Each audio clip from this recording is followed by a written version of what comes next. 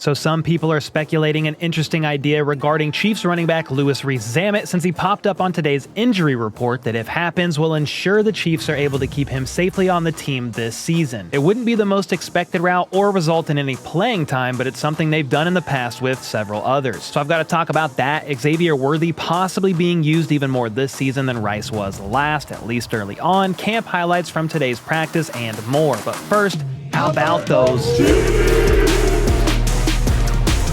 All right, so day 18 of training camp came and went, with it being a bit of a gloomy day weather-wise, yet there's still plenty of highlights and takeaways from today. For starters, the injury status today is the same as yesterday, aside from 2 new additions. But before I get to those new additions, here's how things currently look for the team. Players who were not out there at all today were as follows. Defensive end B.J. Thompson, NFI list. Offensive lineman Mecole QB, MCL. Safety Brian Cook, personal. Running back Clyde Edwards-Helaire, illness. And wide receiver Hollywood Brown, shoulder or clavicle, however you want to classify it, have all been missing from practice for the 3rd straight day. B.J. Thompson obviously is still trying to work back from his health scare that happened back in June.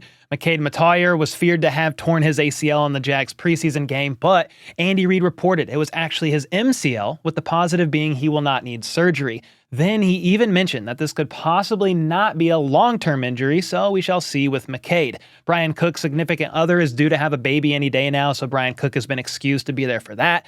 CEH then must still be having bouts of either his PTSD flare-ups or the cyclic vomiting syndrome he said he's been continuing to work through. 3 days in a row missed for that is a bit tough, with Clyde missing camp practices off and on all camp long. His inconsistency, while it's only training camp and not the end of the world, is actually why I added Carson Steele to my last 53-man roster projection as RB4 or a fullback, and that was before the first preseason game when he had that really standout performance. It's hard to know at this point in time if Clyde will be able to be reliable for all 17 games this season. That's no disrespect to him, as I know he's really going through it mental health-wise right now. So while CEH continues to miss practice, Carson Steele keeps climbing up the ranks. Steele was seen working more with the first-team offense today, and for the 2nd day in a row, he's the guy who got carries immediately after Isaiah Pacheco rather than Derrick Prince. Prior to last Saturday's preseason game, it was Prince exclusively getting reps after Pacheco. So for now, it appears that's changed, and Steele is being looked at a bit higher than Prince. There's still a path that leads to both of them making the roster, so I don't think it's Mayday for Prince or anything like that, but he definitely needs to show out in these last 2 preseason games. Steele, meanwhile, could be seen on this play in practice today, pass protecting for Mahomes, even not getting fooled by the spin move from George Karlaftis. That helped lead to a Rashee Rice red zone touchdown as he snagged the ball shortly after when Mahomes threaded him the needle right past the outstretched arms of Leo Chanel. Steele could then be seen scoring a touchdown on a red zone play similar to how he scored in the preseason game against the Jags. Wentz gave him the ball out of shotgun, with Steele juking left and eventually powering his way in for 6. The fullback, ladies and gentlemen, might very well be back this year, at least sort of. Steele is a tweener type of back, not a super athletic back by running back standards, yet for a fullback, he definitely is. I've loved what I've seen from him so far, and if that can also help more in short yardage situations at times, considering they will never let Mahomes run a QB sneak ever again, most likely, I'm all for it. And before I get to some new injuries, there's a couple worth talking about. I did want to briefly add that Jordan Schultz of Bleacher Report gave a bit of an update on Hollywood Brown's timeline to return yesterday. But it's not really new news. New news, he said Hollywood is expected to miss 4 to 6 weeks with that sternoclavicular injury he suffered. That pretty much lines up with what was initially thought once we found out what exactly Hollywood's injury was. Danny Amendola had this injury in 2012 and missed 3 games. Tyreek Hill was the next receiver with this injury back in 2019, and he missed 35 days. 4 games, and so Hollywood missing roughly a month lines right up with those 2. This does mean that he probably misses the season opener against the Ravens on September 5th, but could he maybe return after the team's mini-bye for Week 2's matchup against Cincinnati? Possibly, but I'm not going to get my hopes up. And with Hollywood injured, all eyes now turn to the wide receiver room to see what KC will do in lieu of his absence. Second-year wide receiver coach Connor Embry spoke with the media today and said that Worthy has been impressive as far as how quickly he's picked up the playbook. He will probably do more than Rashee did earlier on his rookie year compared to Rice, but they aren't going to overload him. I did find that interesting to note, though, because while Rice finished the season just under 1,000 yards in the regular season at least, his production really started to pick up after week 5. So if Worthy gets leaned on even earlier than that, he could also find himself having a great season as well. And speaking of Worthy, he had a great day of practice today. You can see how fast he really is with him flying around the middle of the field on this play here as Nazeeh stumbled a bit in pursuit during 7-on-7. Worthy then had a solid 1v1 rep here against Jalen Watson, turning back inside as Wentz connected for the W. Then, Worthy even beat press coverage here against Keith Taylor, I believe it was. He lined up in the slot and was able to kind of just glide right by the inside of Taylor, and once he was free, it was off to the races for an easy 6 points. And I still love having a deep threat that, so far at least, has shown an above-average ability to track a ball down the field. That's something that's truly been missed since Tyreek Hill was traded to the Dolphins, and while I'm not saying Worthy will be the next Tyreek Hill or anything like that, it's a boost of confidence to know that if Worthy gets free and Mahomes lobs one deep down the field, the chances of that ball being caught appear to be much higher than it would have been last year. And if that wasn't enough, Worthy also had another impressive 1v1 rep here against Nazeeh Johnson, giving him a little shake and bake, then sharply turning back after 5 or so yards. And that sent Nazeeh sliding to the ground, and while Worthy didn't get the ball thrown his way, it was still an impressive rep. Now, it did rain earlier in the day, I believe, so maybe the field was a bit slick. I don't know. I'm just coming to the defense of Nazeeh at this point because he's freaking awesome. Nazeeh did win this rep, though, here against Skyy Moore. Skyy had a nice release, but Nazeeh was able to catch up and time a PBU perfectly. The pass was maybe slightly underthrown, but Nazeeh did a great job of recovering there on that one. On the subject of Skyy Moore, Connor Embry, when he spoke to the media today, he said Skyy knows the whole playbook, every position. So he has no problem with putting Skyy out there anywhere along the offense, at least with all 3 receiver positions. He stays late and gets extra work in, so the quarterbacks love him. He knows what to do, and he really spoke more highly of Skyy than any other receiver outside of maybe Xavier Worthy, and didn't really give off the impression that Skyy is one of those guys fighting for a roster spot or his job is on the line, anything crazy like that. I mean, all signs have indicated that Skyy is the next man up outside of the starting 3 or 4 after Justin Watson, and while many fans may want Skyy gone, I'm not sure that's actually going to happen. Next up, let's move on to some new additions to the injury report. The 2 players who did not practice today that did practice yesterday were offensive tackle Wanya Morris and Louis Rees-Zammit. Wanya has been fighting through a knee contusion, a bruised knee, and even though he practiced yesterday, it must still be bothering him because he rested today.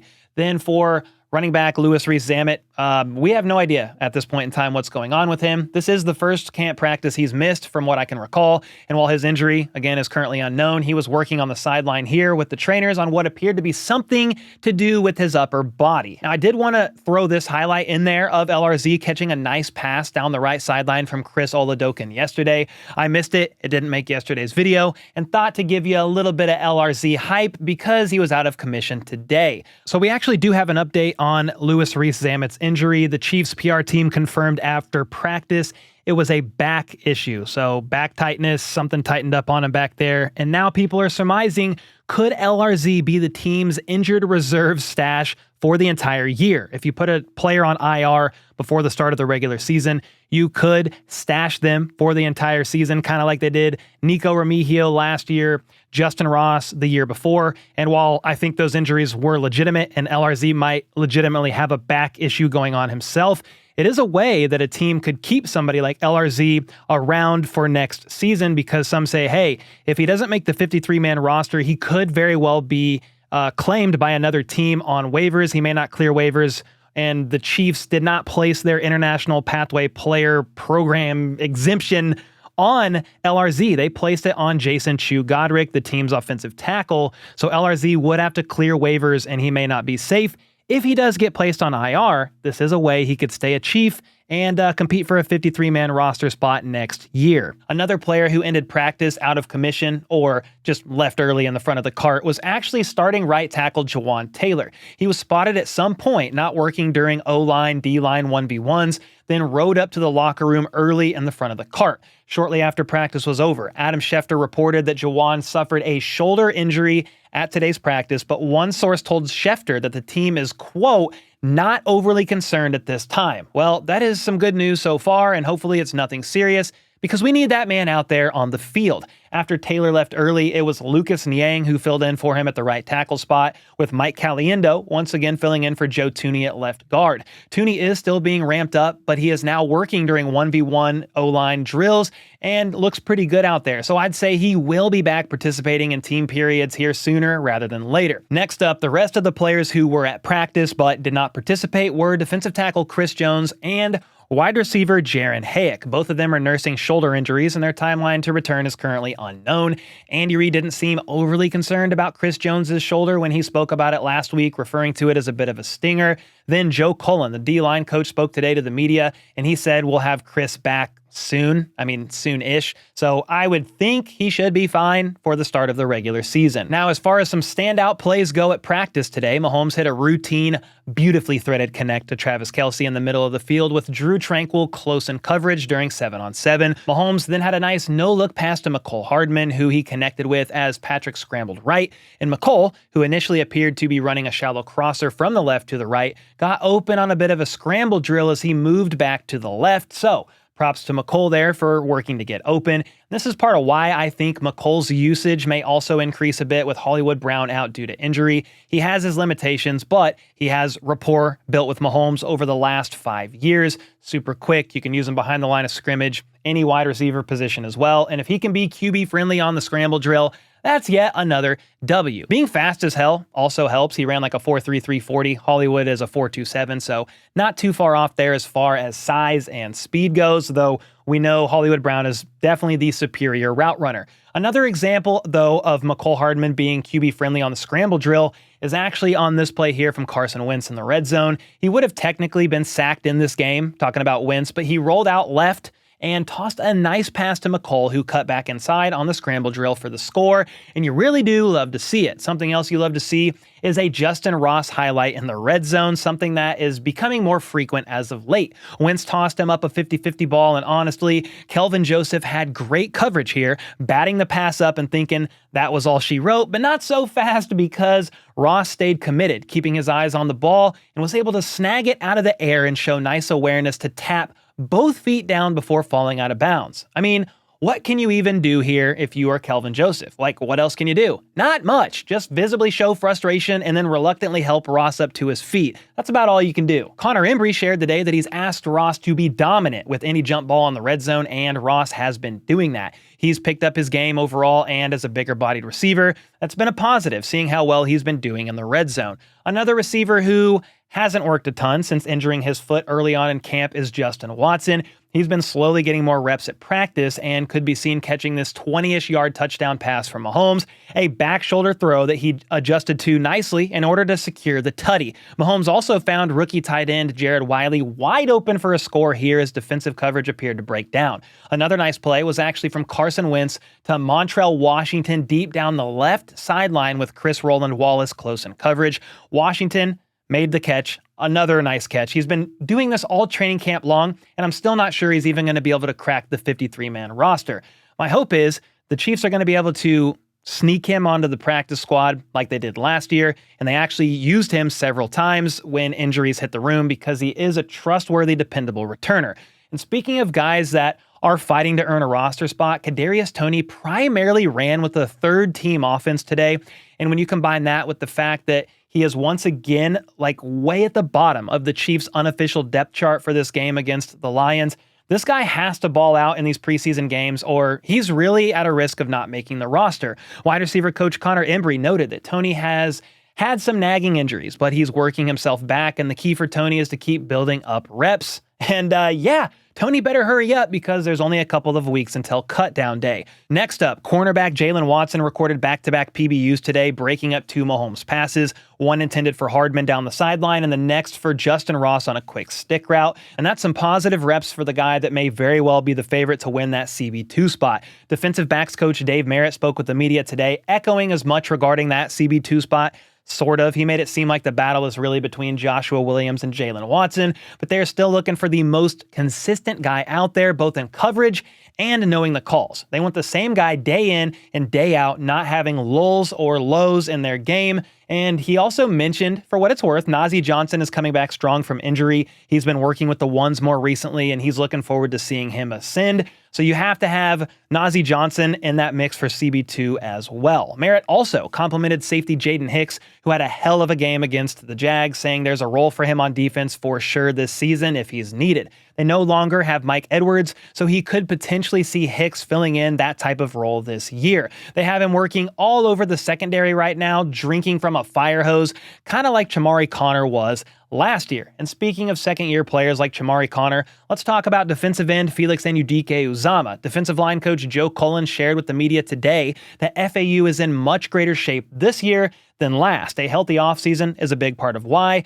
and Cullen liked what he saw from Felix in last week's preseason game, though he would like to see more consistency from him. Quote, "I'd like to see him be more dominant at the point of attack. He knows the playbook, though, and is able to think faster, so that's been helping him as well." He then noted that there's a good competition along the interior of the D-line. You got Matt Dickerson, Neil Farrell, and Big Mike Pennell. They're all in the mix. Then Turk Wharton has been dominating this training camp so far, and now Derrick Nnadi is also back. There's basically a lot to look at and evaluate along the interior of the D-line, aside from Chris Jones, of course. Someone else who has a lot to look at is special teams coordinator Dave Toub, after his unit had a rather unimpressive performance last Saturday. Big pause. He said there's a lot of work to do still. The real game speed had some guys on the return unit over pursuing and being too aggressive, and that's part of the reasons why they gave up those big kick returns. It was a great learning experience overall, especially with the Mecole Hardman safety situation, and they probably will not make that mistake again. He then said that the same guys will be returning kicks this Saturday aside from Louis Rees-Zammit.